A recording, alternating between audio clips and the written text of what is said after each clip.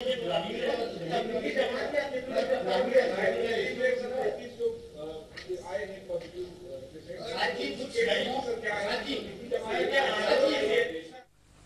देख के वहाँ के जो डिस्ट्रिक्ट एडमिनिस्ट्रेशन हो या म्यूनिसिपल एडमिनिस्ट्रेशन हो या स्टेट गवर्नमेंट हो, वो इनका उपयोग कर सकें और उपयोग करने से पहले इनको जो जो ट्रेनिंग चाहिए, जो कैपेसिटी बिल्डिंग चाहिए, उसको भी करा सकें। तो इसलिए दो पोर्टल के बारे में आज मैं बताऊंगा।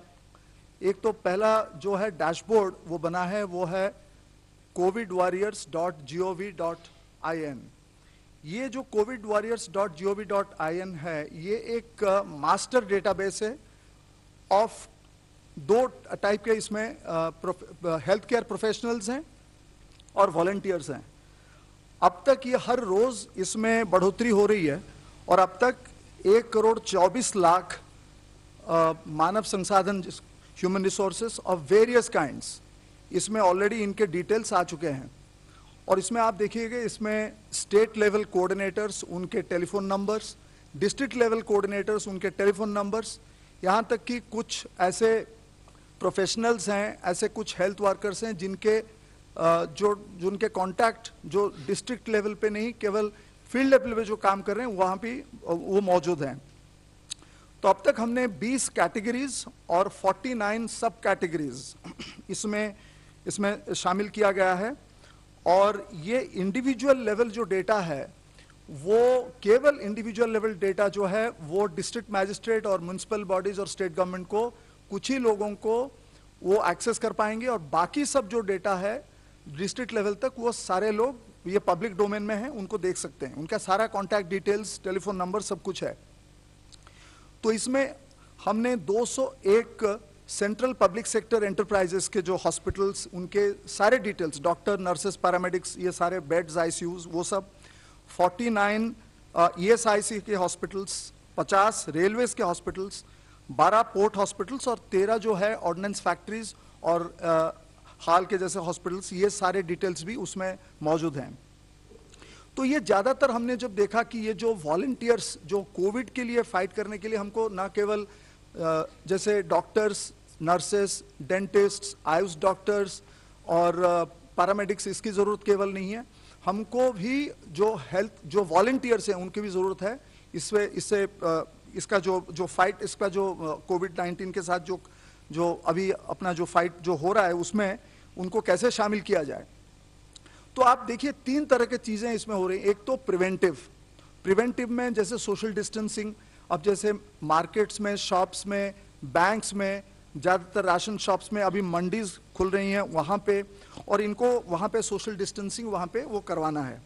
जैसे कंटेनमेंट जोन में एसेंशियल कमोडिटीज़ लेके पहुँचाना है, और कई सारी चीज़ें वहाँ पे, फील्ड सर्वेलेंस, ये सब करना है, और एक क्यूरेटिव पार्ट जिसमें भी इनको हम शामिल कर सकते हैं। और अगर हम इसमें देखें, ये जो इसको करने के लिए, क्योंकि कभी कभार स्टेट गवर्नमेंट को और डिस्ट्रिक्ट एडमिनिस्ट्रेशन को यहाँ से एक जगह जहाँ पे फील्ड जो वॉलंटियर्स हैं या हेल्थ प्रोफेशनल्स हैं, उनको शायद एक जगह से दूसरी जगह तक लेने की ज़रूरत पड़ सकता है।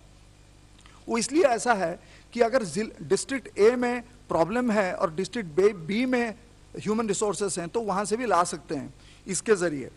और ये इसको जो इतने जो सारे लोग यहाँ पे हैं, 1.24 करोड़ जैसे मैंने कहा, तो इनकी जो कैपेसिटी बिल्डिंग और ट्रेनिंग के लिए सरकार ने एक department of personal and training, वो दिशा प्लेटफॉर्म में एक पोर्टल वहाँ पे बनाया जिसको ऑपरेशनलाइज किया गया। उसका नाम है igot.gov.in।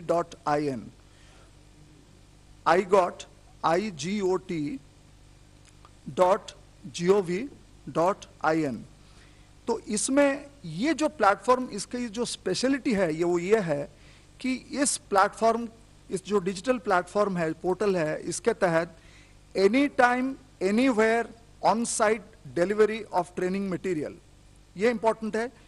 Any time anywhere on site delivery of training material, it can be accessible through any device, mobile phone हो, लैपटॉप हो, डेस्कटॉप हो, कहीं से भी आप इसको कर सकते हैं। इसमें अब तक 14 कोर्सेस, 53 मॉड्यूल्स, 113 वीडियोस और 29 डॉक्यूमेंट्स ट्रेनिंग डॉक्यूमेंट्स, ये सारे वहां पे उपलब्ध हैं।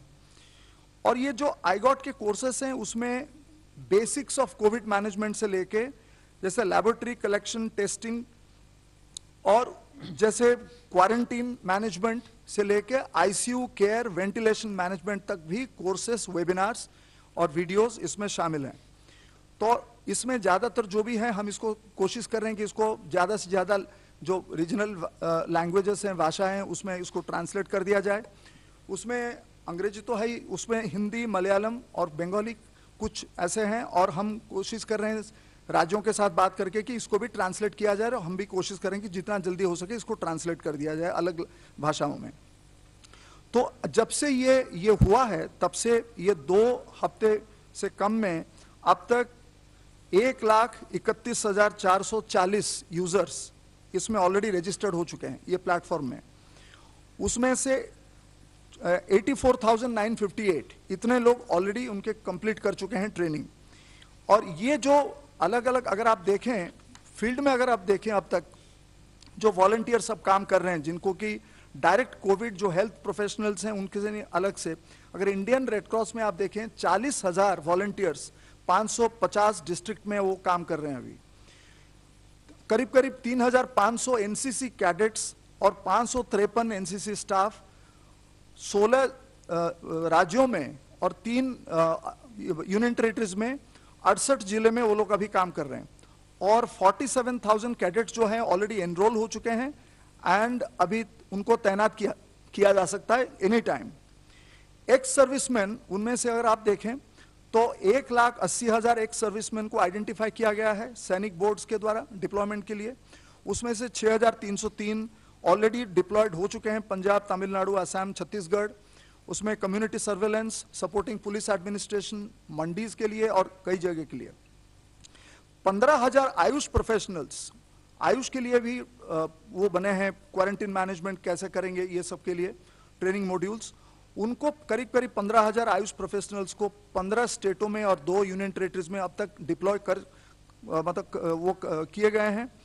और अभी तक 1 लाख से ज्यादा आयुष प्रोफेशनल्स और 55,000 आयुष स्टूडेंट्स को भी ट्रेनिंग दिया गया है और वो भी रेडी हैं डिप्लॉयमेंट के लिए। अगर आप NYK नेहरू युवक केंद्र जो संस्थान है और NSS है, उनमें अगर वॉलंटियर्स को देखें तो 27 लाख वॉलंटियर्स अब तक काफी जो स्टेट्स में और यूटीज में अभी वो लोगों को, सिविक अथॉरिटीज को अभी हेल्प कर रहे हैं। जैसे लॉकडाउन को कैसे ऑब्जर्व किया जाए, markets, banks, public places, mandi operations, providing food, grocery, medicine to the needy, quarantine families और सैनिटेशन ड्राइव्स में, कंट्रोल रूम में डिस्ट्रिक्ट को। और सबसे बड़ी बात, इस दौरान 18 लाख से ज्यादा नए वॉलंटियर्स इसमें शामिल हुए हैं।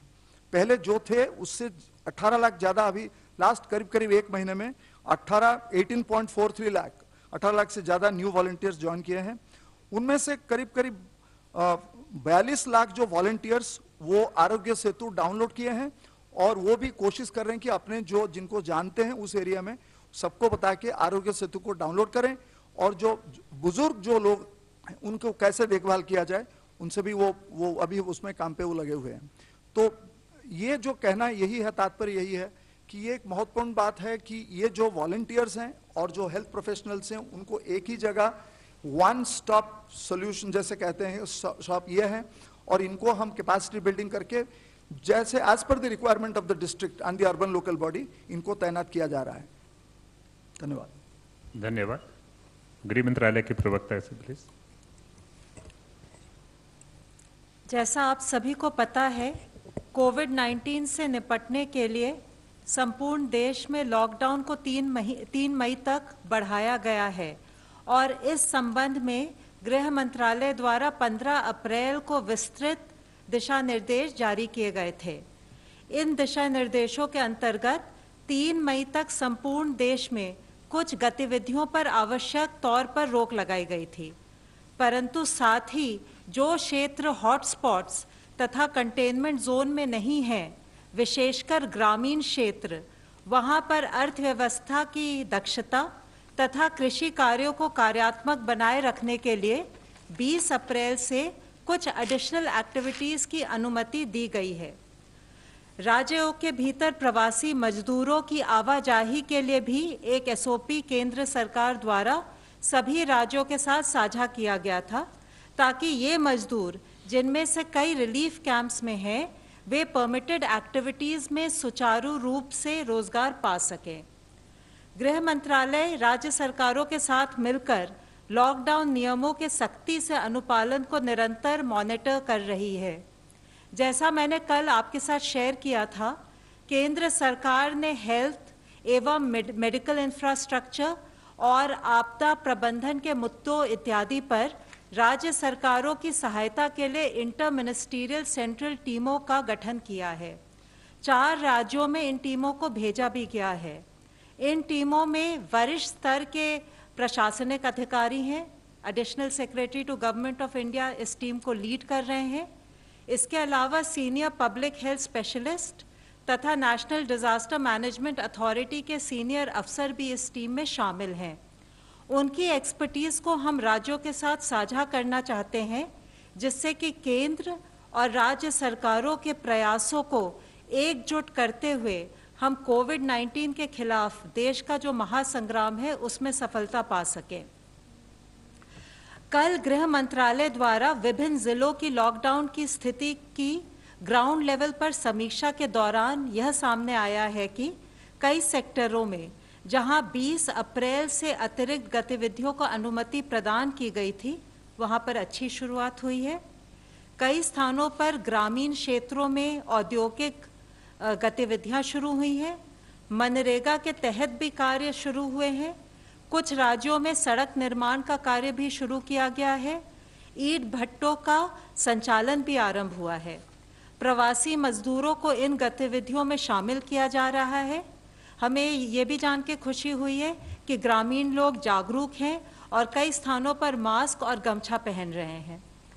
हम उम्मीद करते हैं कि इन व्यवस्थाओं से ग्रामीण अर्थव्यवस्था को गति मिलने के साथ साथ कृषि और मनरेगा गतिविधियों के माध्यम से मजदूरों को रोजगार भी मिलेगा। अंत में मैं एक बार फिर इस बात पर जोर देना चाहूँगी कि लोक हित में लॉकडाउन को सफल बनाने के लिए सभी राष्ट्रीय निर्देशों का पालन करें, जैसे कि सार्वजनिक और कार्यस्थलों पर फेस मास्क पहनना, सोशल डिस्टेंसिंग मेंटेन करना इत्यादि। धन्यवाद। Representative of ICMR, please. हमने कल तक आज तक 4,49,810 सैंपल्स टेस्ट किए हैं। उनमें के 35,852 सैंपल्स जो थे वो कल टेस्ट हुए। उन 35,000 ऑड सैंपल्स में 29,776 सैंपल्स, ये 201 अभी लेबोरेटरीज हैं आईसीएमआर नेटवर्क में, उनमें से हुए। 6,076 ये 86 प्राइवेट लैब्स में से हुए। आज थोड़ा दूसरी चीज़ के बारे में सब लोगों को बोलूँगा। आप लोगों ने सुना होगा कि रैपिड टेस्ट किट्स का डिस्ट्रीब्यूशन हुआ सारे स्टेट्स में। कल हमको एक स्टेट में से एक कंप्लेंट आई कि उसमें कम डिटेक्शन हो रहा है, तो हमने तकरीबन 3 स्टेट से आज पूछ लिया। वो पूछने के बाद में हमको एक पता चल रहा है कि उनमें जो पॉजिटिव सैंपल्स थे आरटीपीसीआर के, उनमें वेरिएशन बहुत ज़्यादा है। कई जगह पे 6% से लेके जाके 71% जो आरटीपीसीआर पॉजिटिव सैंपल्स थे, उनकी ये जो खून के ऊपर जो टेस्ट हुई वो पॉजिटिव आ रही है।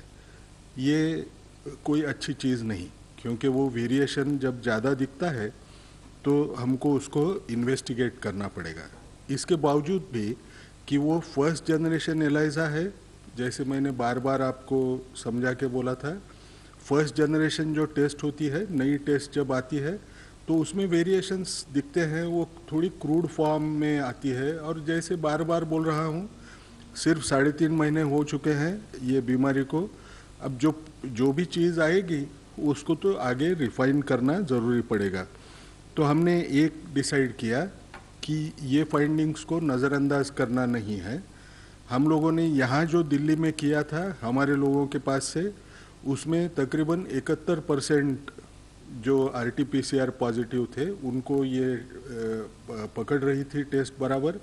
और जैसे टाइम जाता है, 7 दिन का टाइम अगर हो गया तो वो पॉजिटिव आने का चांस भी बढ़ रहा था। लेकिन ये वेरिएशन देखते हुए हमने 2 चीज़ें ठहराई।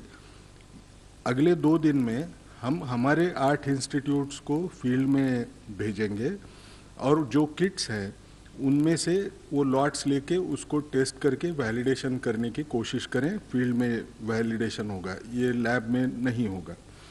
दूसरी बात हमको एक करना है कि सारे स्टेट्स को ये सलाह देना है कि अगले 2 दिन ये टेस्ट किट्स इस्तेमाल न करें। 2 दिन के बाद में हम क्लियर कट एडवाइजरी देने के पोजीशन में रहेंगे, क्योंकि अगर ऐसे कुछ नज़र आया कि वो बैचेस में प्रॉब्लम है तो हम वो बैच को रिप्लेसमेंट के लिए वो कंपनी को बोल सकेंगे। इसलिए सबने इस वक्त तो भी वो टेस्ट किट इस्तेमाल 2 दिन ना करें और अगले 2 दिन में हम जो भी सही जो रिजल्ट्स आते हैं वो आपको बताएंगे और राज्यों को भी बताएंगे। Representative of the Health Ministry, please.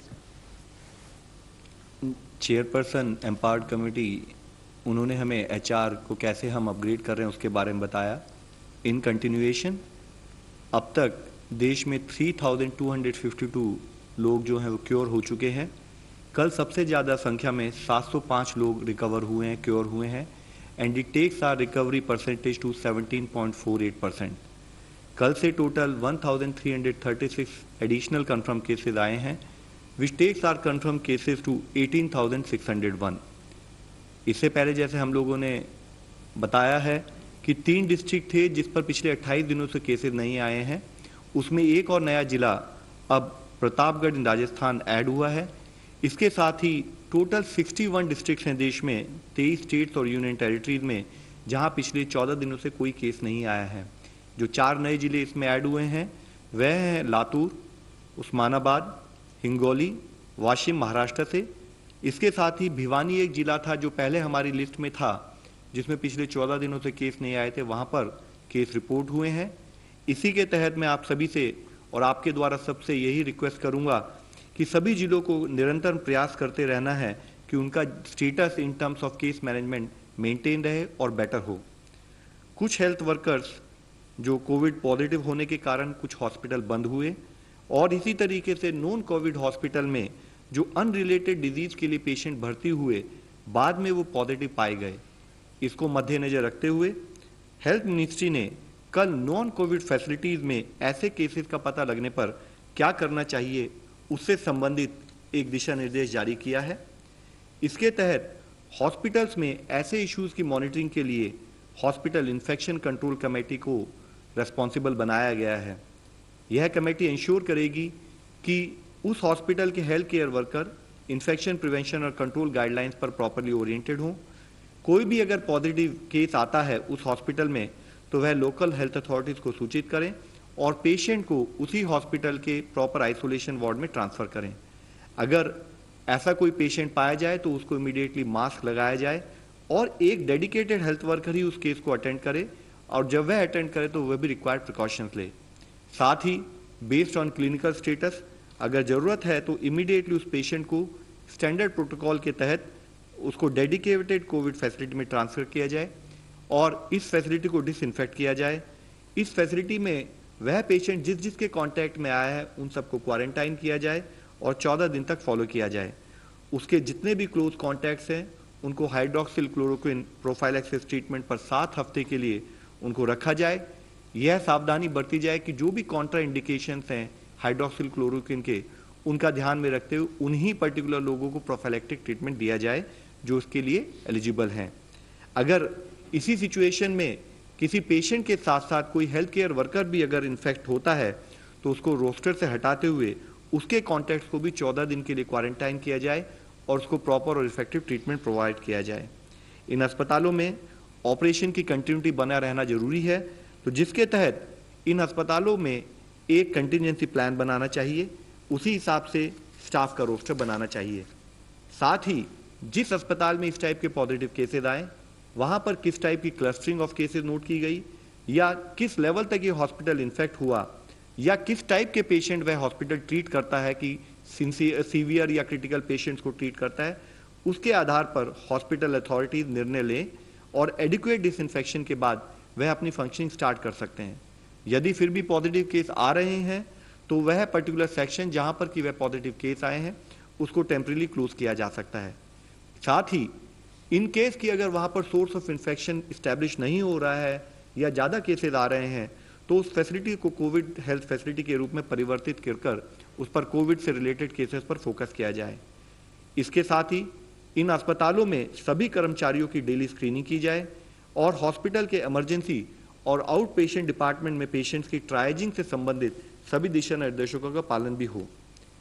माननीय स्वास्थ्य मंत्री जी ने सभी राज्यों और यूनियन टेरिटरी के स्वास्थ्य विभाग को लिखा है और कहा है कि वह ब्लड बैंकों में ब्लड की एडिक्वेट अवेलेबिलिटी को इंश्योर करें, विशेष रूप से ब्लड डिसऑर्डर्स जैसे thalassaemia, sickle cell anaemia, haemophilia जिसमें कि रेगुलर ब्लड ट्रांसफ्यूजन की आवश्यकता होती है, उन सर्विसेज को कंटिन्यू किया जाए।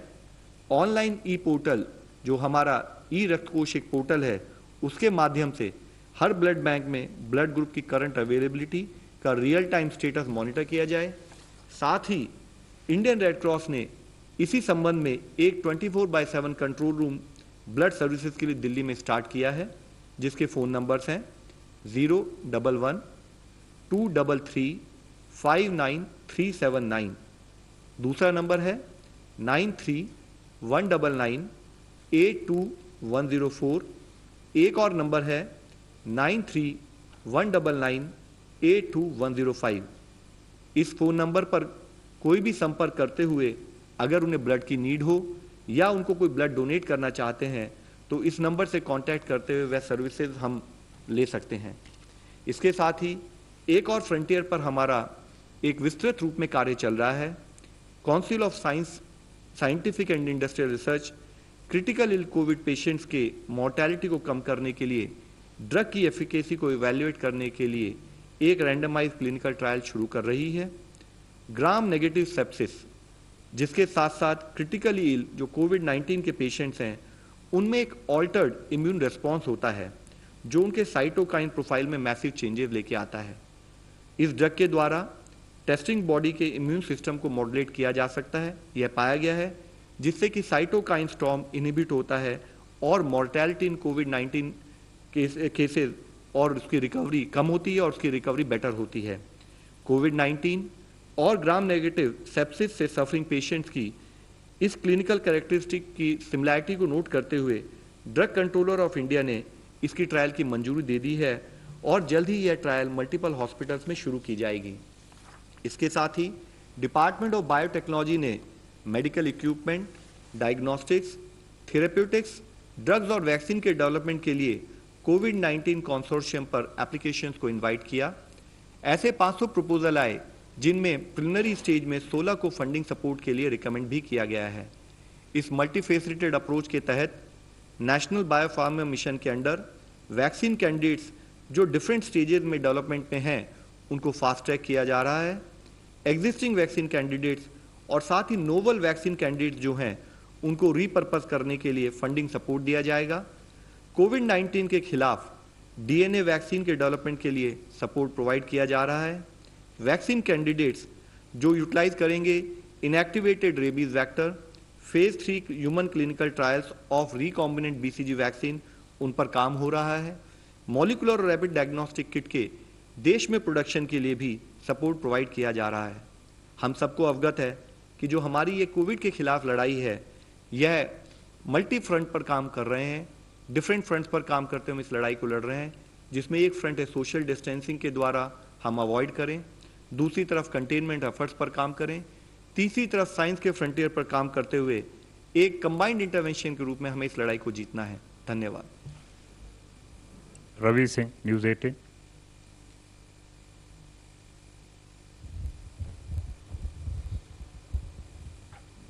सर, मेरा सवाल आईसीएमआर से, गंगा खेटकर जी से। क्या ऐसे कुछ आसार नज़र आ रहे हैं कि 25 अप्रैल तक, शायद आपने कहीं पे स्टेटमेंट भी दिया था कि 25 अप्रैल तक अगर इसी तरीके से लॉकडाउन का पालन होता है तो केसेस जो स्टेबलाइज हो जाएंगे?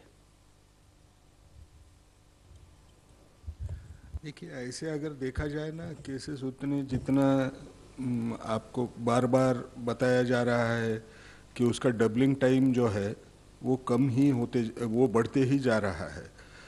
तो एक किस्म से अगर आप देखें तो नंबर ऑफ केसेस बढ़ने के लिए जो एटमॉस्फेयर चाहिए, जिस ढंग के ये चाहिए, वो कम दिखाई दे रहे हैं। अब 25 अप्रैल को कुछ होगा या या 27 अप्रैल को होगा, इतना भविष्य एक्यूरेट बताना बहुत मुश्किल होता है। लेकिन अभी हमको थोड़ा सा उसमें उतनी बढ़त दिखेगी नहीं, ऐसे हमें लगता है। Mr. Sahil, ANI. So my question is for Love sir. So there are patients who are suffering from HIV or cancer, but they are not having COVID. So is the government doing anything to make sure that these people get the medicine? And is there any advisories to the state where saying that there should be no hoarding or black marketing of these drugs? I will just add online question. The same is there. Patients who are severely or critically ill due to other diseases are not getting enough care. Has the Health Ministry issued strict directive to the states and private hospitals? Sir, we have already talked about it. We have already issued detailed guidelines to all the states, wherein what we are saying is, on one side, while we focus on COVID-19 in terms of creation of dedicated COVID-19 health infrastructure, with respect to non-COVID hospitals, all our regular services need to be provided, be it maternal child health, be it dialysis, be it blood-related services or HIV-related cases. All services have to be provided, be it cancer treatment. And what we have also advised states, while these services are provided, required infection prevention management should be ensured. And in consonance with this particular point only, I have highlighted the new guidelines we have issued with respect to ensuring when regular patients come to non-COVID hospitals, what type of precautions and other measures they have to adopt so that the disease or the hospital-related infections can also be prevented. Vijay Lakshmi, India TV. Sir, rapid testing को लेकर ही मैं पूछना चाह रही थी। राजस्थान से जिस तरह से आया है कि वहाँ पर सर ने हालांकि आईसीएमआर की तरफ से क्लैरिफाई भी किया है, लेकिन केंद्र सरकार की भी कुछ टीमें अलग अलग राज्यों में गई हैं। क्या कुछ मेजरमेंट आप ले रहे हैं? 2 दिन तक कहा है कि टेस्टिंग ना करें, लेकिन कुछ और मेजरमेंट केंद्र सरकार की तरफ से लिए जा रहे हैं इस मुतालिक? सर, ऑलरेडी ये एक्सप्लेन किया जा चुका है। एडिशनली मैं आपके नॉलेज में ये लाना चाहूँगा कि जो हमारी सेंट्रल टीम्स हैं, उन्हीं के फीडबैक के बेसिस पर और स्टेट के फीडबैक के बेसिस पर ही ये एक डिसीजन लिया गया है कि इसको और फर्दर एनालाइज किया जाए।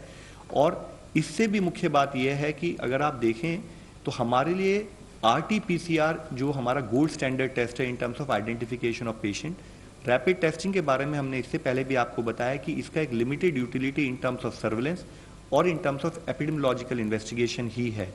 तो जो हमारा फील्ड एक्शन है वो प्राइमरली RT-PCR टेस्ट पर ही लिंक्ड है। Mohit Dubey, News Nation.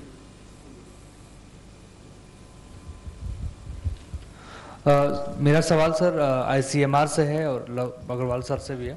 Sir, पहला सवाल आपसे है कि ये सिम्टोमेटिक जो आप कह रहे हैं, ये 80% आप कह रहे हैं कि पता चल नहीं रहा है, तो किस तरीके से आप डील कर रहे हैं इस लक्षण को? नहीं, ये एक ही बार बोलूँगा, इसके बाद में मैं कभी बोलूँगा नहीं ये सिम्टोमेटिक केस के ऊपर। कारण बोलता हूँ, ये इतनी बार रिपीट कर चुके हैं। एक तो हम जो बोल रहे हैं 100 में से 80 रहते हैं, वो एक ही स्टडी है, ये बार बार बोल रहे हैं। दूसरी बात, जब हम एसिम्टोमेटिक की बात करते हैं तो जब कोई लक्षण बहुत कम होगा, पेशेंट खुद होके रिपोर्ट करने का चांस उतना ही कम हो जाता है। अब तीसरा तथ्य जो मैं अभी तक बोला नहीं हूँ, उसके बारे में बोल देता हूँ कि जितने अभी टेस्ट हुए हैं उनमें अगर आपने देखा तो सिम्टोमेटिक 31% है और जो एसिम्टोमेटिक लोग थे उनकी संख्या 69% है। इसका मायना आप अलग ढंग से अगर देखें तो अगर एक केस डिटेक्ट हो रही है तो उसके साथ में एसिम्टोमेटिक, एक एवरेज बता रहा हूँ क्योंकि ये कॉन्टैक्ट ट्रेसिंग करके आए वाले पेशेंट्स हैं, तो उनमें हमको कितना दिखाई दे रहा है? 3 केसेस ज़्यादा से ज़्यादा 3 शायद रहेंगे, 3 नहीं 2 केसेस रहेंगे। सर WHO ने आज बात कही है, 1918 का जिक्र किया है स्पेनिश फ्लू को लेके, कि अगर स्थितियां अगर हम बहुत जल्दी ठीक करने की कोशिश करेंगे तो कहीं ऐसा ना हो कि 1918 जैसे हालात पैदा हो जाएं। इसके बारे में क्या कहेंगे सर? मैं एक चीज़ बोलता हूँ ना, हमको एक चीज़ समझना है कि हम जो कर रहे हैं, जितनी हमारे पास ताकत है उसमें हम हर चीज़ करने की कोशिश कर रहे हैं। आपने देखा होगा लॉकडाउन ये कोई हेल्थ मेजर नहीं था, सोशल डिस्टेंसिंग या फिजिकल डिस्टेंसिंग ये भी कभी हेल्थ मेजर करके इस्तेमाल नहीं हुआ। ये भी हम करके इसको रुकाने की कोशिश कर रहे हैं क्योंकि ये नई बीमारी है।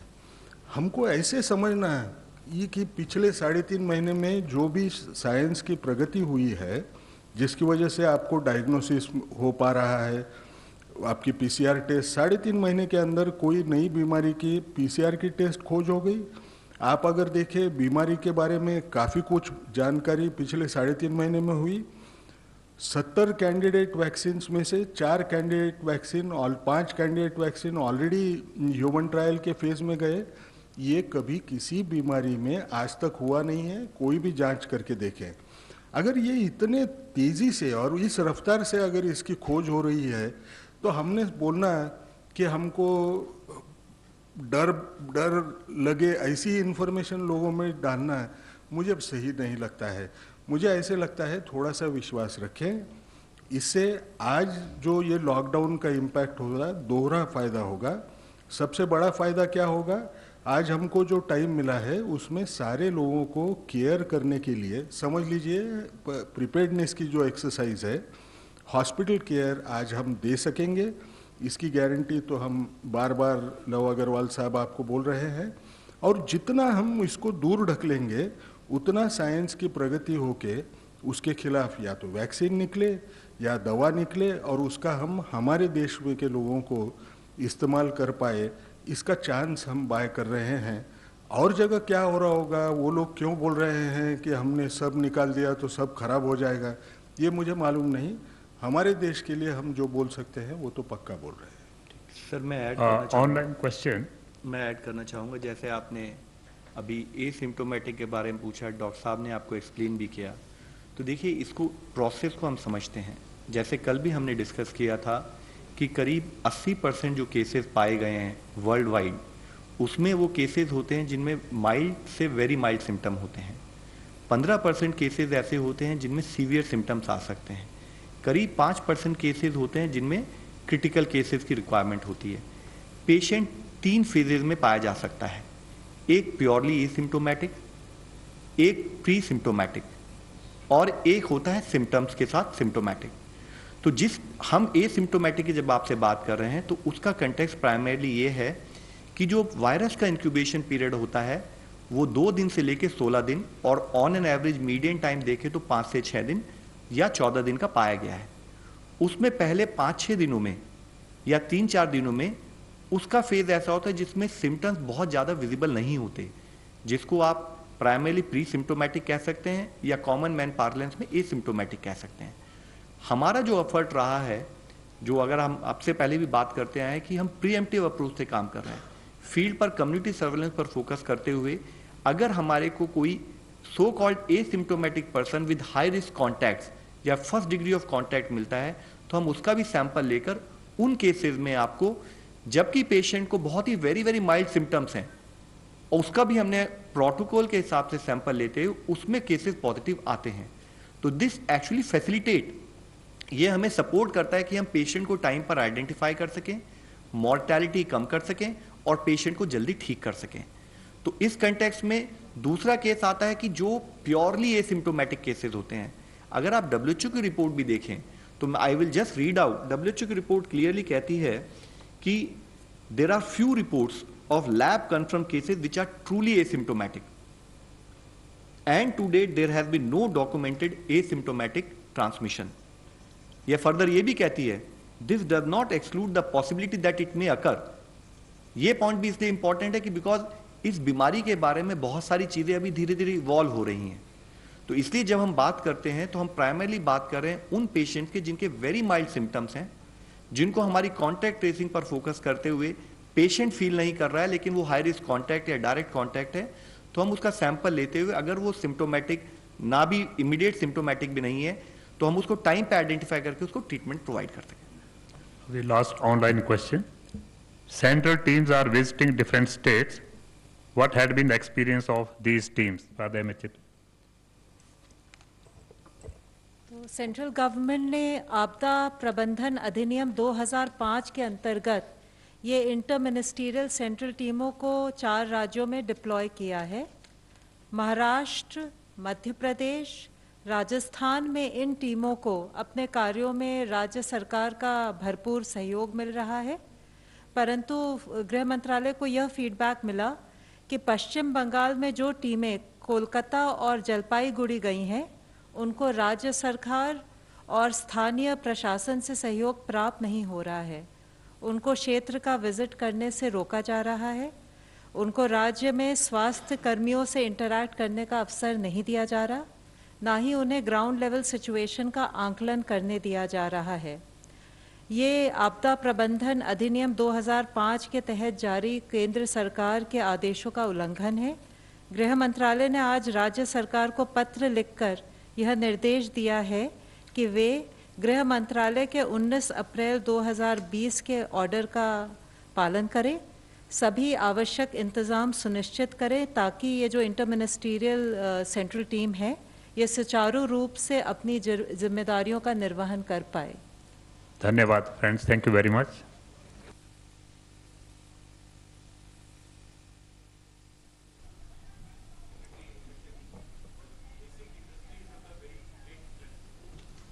I think this, sorry for this one, this briefing from the empowered group, whatever.